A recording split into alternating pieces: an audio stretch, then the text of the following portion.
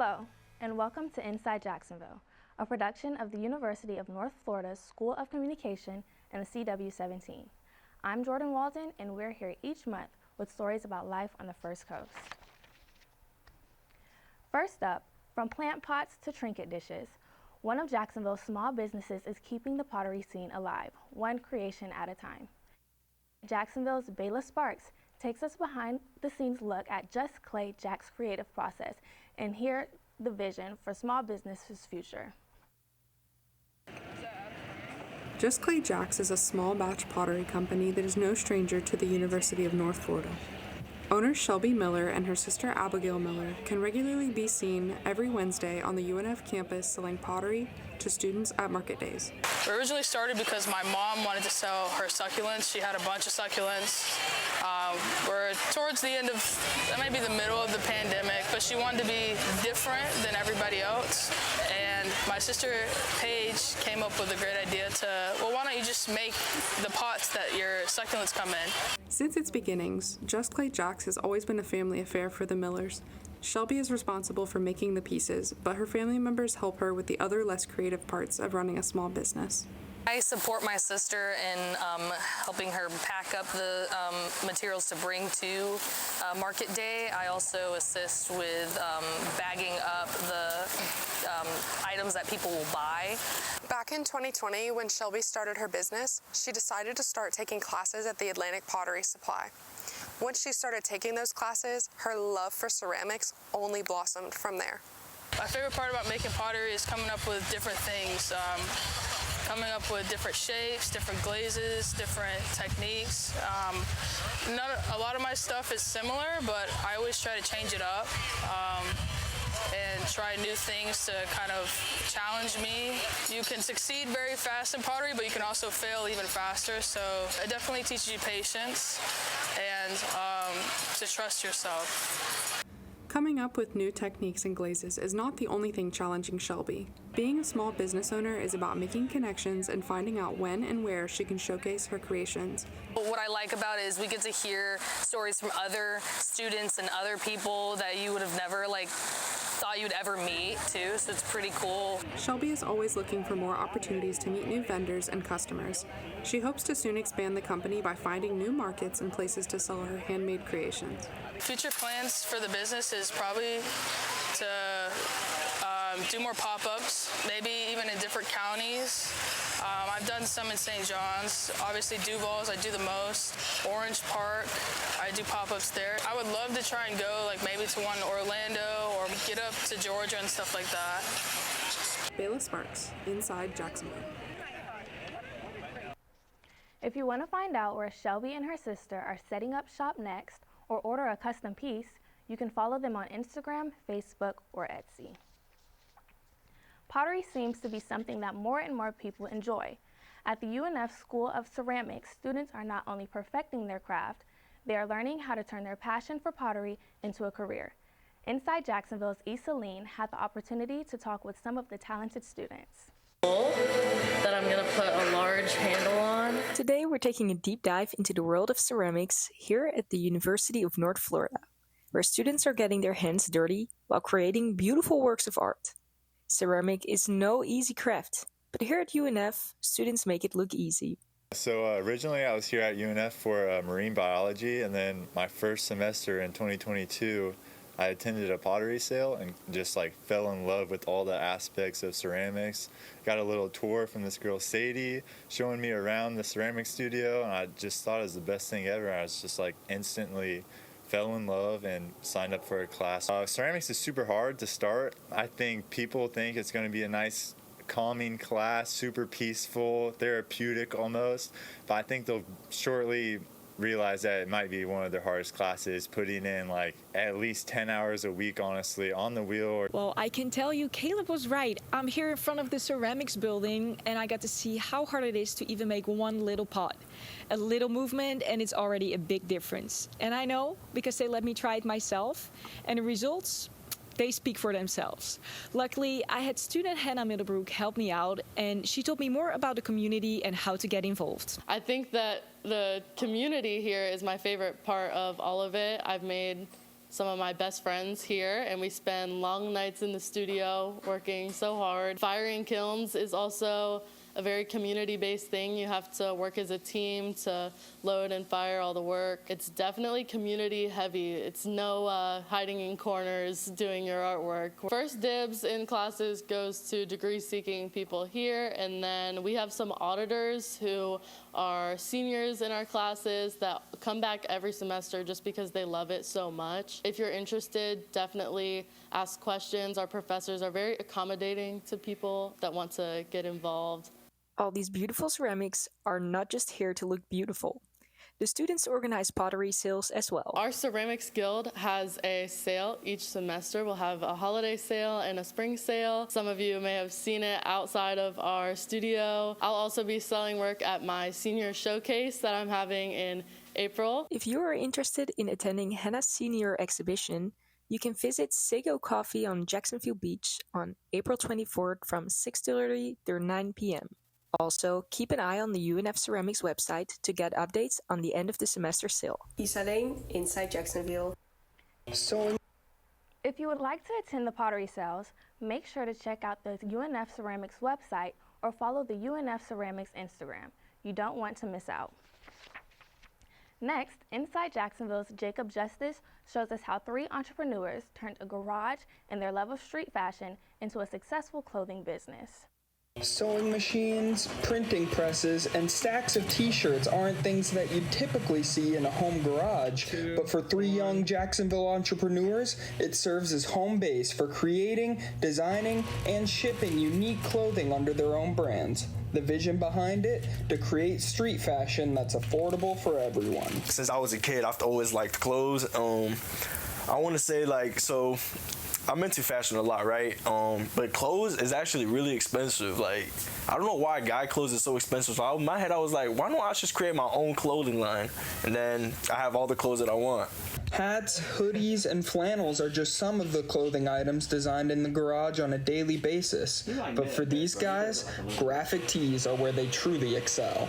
I like the old vintage graphics, and that's what I do most of the time. I do like a lot of soccer designs, and I recently got into like basketball, like the one I'm wearing right now.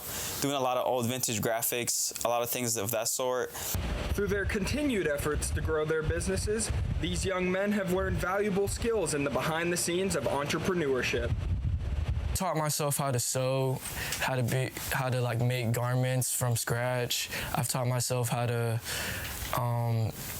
invest my money correctly, how to invest it in a way where the margins are right. Managing the behind the scenes of your own business can seem like a daunting task for a young entrepreneur, but according to these guys, their advice is to just keep trying. Honestly, you never know what works until you try it. You gotta put something out and see how the market reacts. Honestly, my mom told me this, like, you're young. Like, if you failed, like, just try again. This is Jacob Justice, Inside Jacksonville. If you want to hear more about these entrepreneurs and the clothes that they sell, go to the link Print Shop Entrepreneurs on our website, unftv.com. Coming up, Inside Jacksonville reporter Allison Benning goes to Jacksonville Beach to show us the ins and outs of candle making. You're watching Inside Jacksonville on CW17.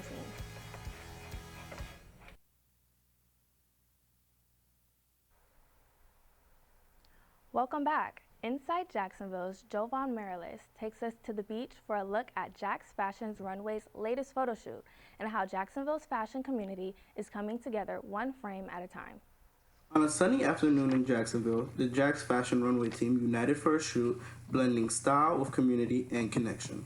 Yeah, so the purpose of the Jax Fashion Runway is to bring a community of models together, to introduce runway, to introduce community, to introduce creativity, and to also introduce connection. And something that really brought forth that vision was my passion for runway and my passion of being a model, actually being signed here in Jacksonville, and really wanting to give that opportunity and that knowledge to other models that may not have scratched the surface yet. Whether you're in front of the camera or behind it, networking is crucial when trying to invest into the growth of the very thing those amongst you share a common passion for. Really has been amazing because when I was younger, it wasn't a lot of models here in Jacksonville, but now to see that all these girls and all these guys, everybody could just be here and be together as a community really just lifts me up and know that there is something here in Jacksonville to look forward to. Jack's Fashion Runway isn't just another brand, but more so a platform used to help creators come together and build each other up frame by frame.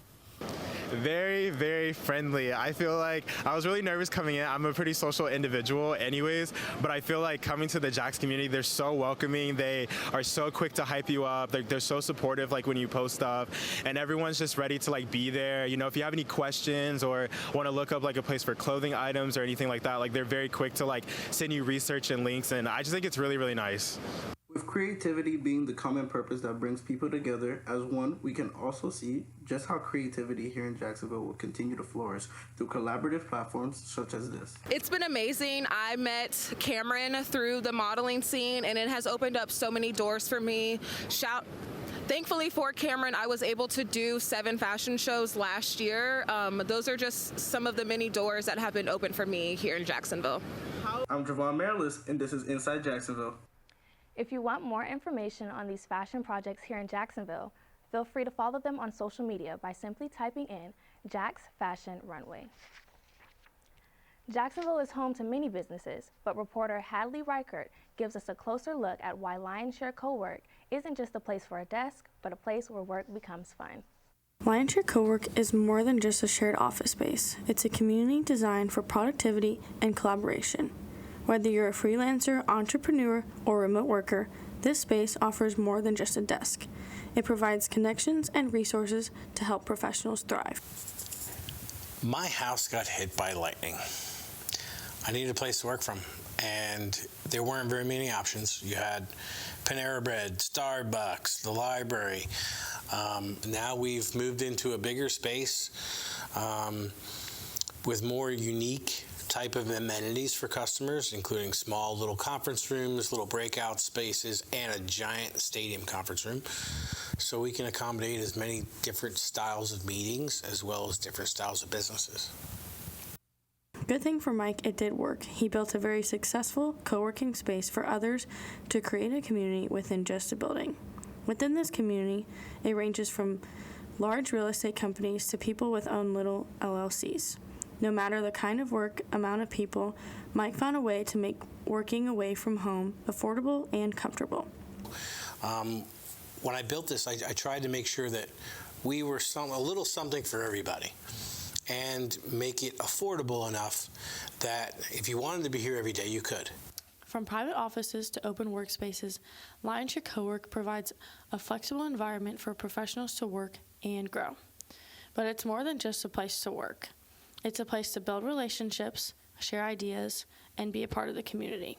My organization can fluctuate between I'll say 15 members a night to like 45, depending on the night, especially during summer times when a lot more college students come in. But allowing them, my members, to have a creative space and a professional space to interact, have intellectual discussions, develop skills, learn certain behaviors, I think is critical, considering you can't really do that at certain opportunities. Unless you're in a college setting, I think is the best way to do it. But outside of college, I think it's the next best place to do it.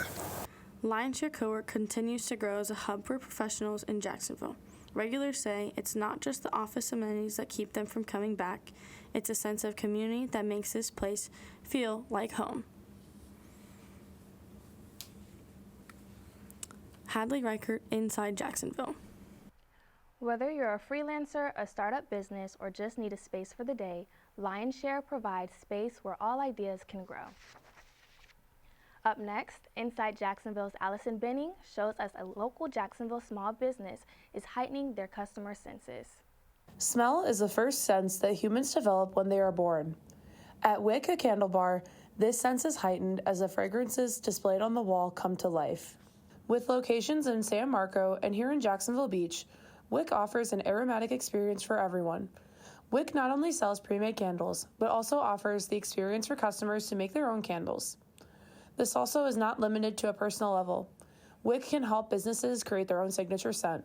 One thing that people might not know about WIC is that you can create your own scents for your businesses. So whether you're local or not local at all, you can come in, we can help you create your own scent that will cater to your boutique, your retail shop, anything like that. So we do offer many options at WIC. The candle making process requires much more patience and attention to detail than people may think. First, the chosen scents must get mixed together. Then this concoction will get mixed with wax that sits at a resting temperature of 165 degrees Fahrenheit. Once this is combined, it is poured into a candle with a wick that gets warmed and eventually torched. Being at WIC has taught me a lot of patience, considering picking out scents, combining scents, seeing what goes well together, what doesn't go well together, and really guiding those customers to create a perfect combination that they would take home and love. WIC has over 90 different fragrances to choose from, so customers can make any scent they can imagine. While WIC may be known as a candle bar, customers can also make oils, reed diffusers, and spray fragrances. Not only this, but there are also the opportunity to make lotions, sugar scrubs, and hand soaps of any of the scents that WIC offers. But it is not only the fragrances that keep customers coming back. The employees at WIC put an emphasis on the relationships they make while helping customers. Being able to use their creativity and what they've learned about scents to help customers discover their own taste makes the job even more rewarding. I like getting to meet new people and also seeing what everybody's own taste comes up with. WIC is so much more than a candle bar. It is where scents come to life and customers' creativity can be unleashed. Whether you visit their location in San Marco or Jacksonville Beach, customers will be able to create a connection that goes deeper than lighting a candle. Allison Benning, Inside Jacksonville. If you want to learn more about what WIC is creating, visit their website at wicacandlebar.com or follow them on Instagram at wicacandlebar. After the break, we're diving into how tourism is affecting the First Coast. Then we head down to St. Augustine. You're watching Inside Jacksonville on CW17. From fun in the sun to chilling at home, spring break provides people with the opportunity to relax for a week after months of work. Jacksonville experiences a booming rise in visitors during this time. Inside Jacksonville's Adriana Weldon tells us more about this thrilling time. Spring break, a long-anticipated time of the year for fun in the sun and relaxation. For many students, it's a week-long vacation to escape from classes, and Florida is the go-to hotspot. I kind of just hang out and kind of go to the beach. I honestly don't know what the events are this year for spring break, but I'll usually look over that first, and then I'll kind of plan my week accordingly. According to a recent economic impact report, over 8 million people visit the First Coast in 2024. So spring break is a little different here. The way we market it is much more to families. So it's much more those school-age through high school families looking for spring break. So we really focus on the March and April time periods of talking to areas around the country where they want that beach vacation, but they want to have that family-friendly, affordable place to go, and that's where we'll really market it. Every school district have different times for spring break, depending on where they're coming from. Jacksonville's spring break can last 6 to 8 weeks because of this. The tourists flying have ample time to explore many of the hot spots of the city, especially the beach. Being outside, being in nature, being on the water is probably their number one thing. The other thing is they love to eat here. We've got great restaurants, so dining out. The number one reason that people come to our city is to visit their friends and relatives. That's main reasons that people are choosing here. During spring break, the attractions, tours, big events, and cooler weather continues to have Jacksonville be flooded with visitors, leaving the state to be very busy during this time. Local businesses like hotels, restaurants, and shops experience a substantial increase in revenue. It's predicted that spring break in Jacksonville will continue flourishing for years. Oh, spring break definitely shows a boost in demand. Jacksonville, St. Augustine, this whole northeastern part of the state really are going to get slammed and increasingly slammed during the busy seasons. It's a really good thing on one hand because it's bringing a lot of money into the community, but we need to be prepared for it. With a booming spring break business in Jacksonville comes a big tourist population along the way. However, there are certain safety concerns that tourists should be aware of. One of the challenges with so many people coming to the community or to any community is a lot of people don't drive in this area. And so people don't know what the traffic patterns are like. So drive safely. Adrian Weldon, Inside Jacksonville.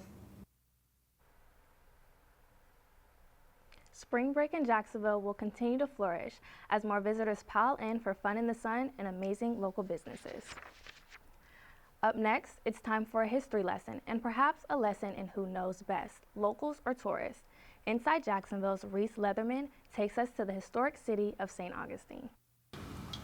As the oldest city in the nation, it's no wonder St. Augustine has visitors from all over for the different seasons. Everyone likes to vacation, and we like helping people plan their vacations. As someone who graduated from Flagler and has been working down in St. Augustine, Bella Kaplan is no stranger to visitors. A lot of people just go to like the same 3 things, but there's so much more than that out here. It still looks a little bit old, like there's a ton of history here, but there's really not. However, some locals disagree.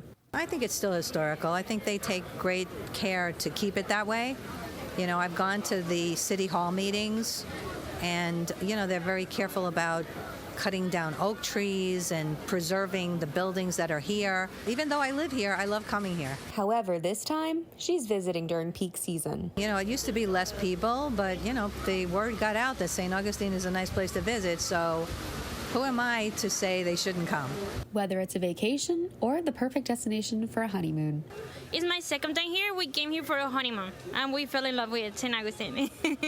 Maria is from Venezuela and now lives with her husband in South Florida. Well, we, decided to come here again. It's like a small town, but there's so much to do.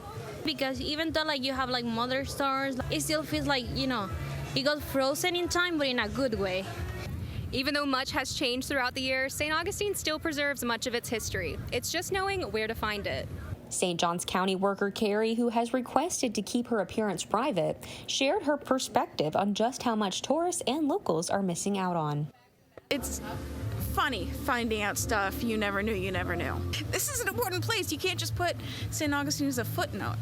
Carrie noticed that many tourists go on St. George Street, but tend to miss out on the rest of the city.